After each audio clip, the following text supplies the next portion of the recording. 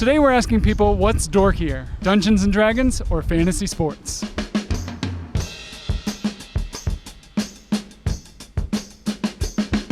What's dorkier, fantasy sports or Dungeons and Dragons? I'm gonna say Dungeons and Dragons. Oh, Dungeons and Dragons, that's easy. Why?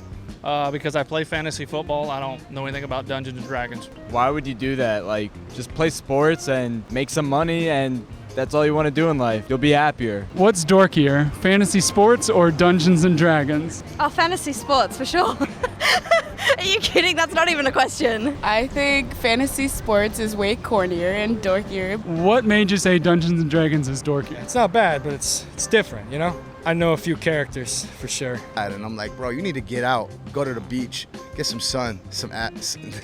Can I say get some ass? I don't know. How can you play a game online but not have the guts to do it in real life? Football exists. Like, just go play the sport. What are you doing on your laptop? All right, so what's dorkier, fantasy sports or Dungeons and Dragons? I think the other one, Dungeons and Dragons, because I do fantasy sports, so I think that's the cooler one. And you've never felt like a dork while you're playing fantasy sports? No, I haven't. No.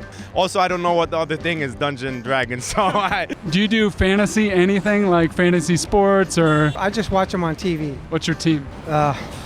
Angels. They're miserable right now. Oh my, they're so terrible. I'd say they're both even just because the amount of time that some experts put into both. If you're just out here having fun, I'd say it's not really worth it. We talked to a lot of people today about which one's dorkier, fantasy sports or Dungeons and Dragons, and people are pretty split on the issue. Thanks for watching and stick with Deadspin.